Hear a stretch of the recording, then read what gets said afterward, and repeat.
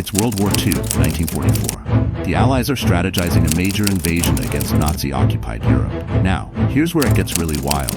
Instead of charging in guns blazing, what if I told you the US military's next move was inflatable tanks, fake radio chatter, and an army of artists? Sounds like a circus act, right? Welcome to the Ghost Army. So, the Ghost Army wasn't an army of actual ghosts, though the idea was to scare the Nazis. Officially known as the 23rd Headquarters Special Troops, the Ghost Army was a top-secret unit made up of about 1,100 soldiers. But they weren't your usual military grunts. Nope.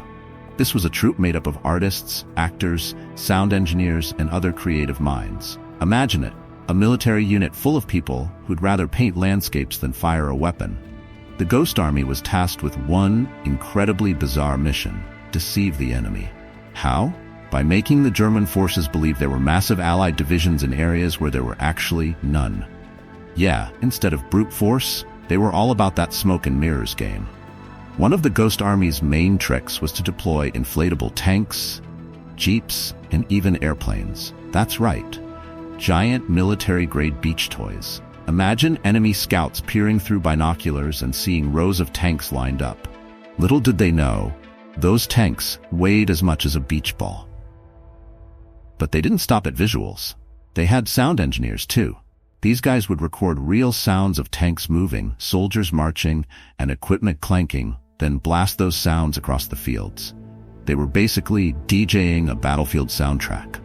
They even used giant speakers to make it sound like entire armies were on the move. Think about it. Soldiers shaking in their boots at what was essentially a well-produced mixtape of war noises. The next time you see someone lip-syncing to the latest hit, just remember that the Ghost Army did it first, and they did it to outsmart the Nazis. Okay, so you've got your inflatable tanks and your fake soundtrack. What's missing? Soldiers, of course. And since 1,100 guys couldn't exactly look like a 20,000-man army, they used dummies dressed as soldiers, Ruperts as they were called. These fake soldiers were posed to look like they were setting up camp or operating equipment. The Nazis? None the wiser.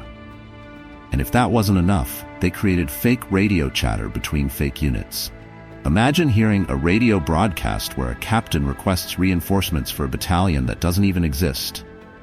Some of the Ghost Army troops were even trained to disguise themselves as high-ranking officers and plant false intel to throw German spies completely off track.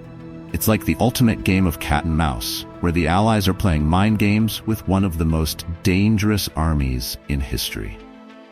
One of the Ghost Army's biggest contributions came right before the D-Day invasion.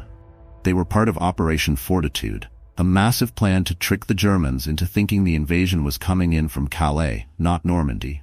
The Ghost Army created fake encampments, set up thousands of inflatable vehicles, and kept up their phony radio communications. And it worked. The German forces held troops back at Calais, letting the real Allied troops land in Normandy. Basically, these guys saved countless lives by pulling off the most convincing illusion in military history.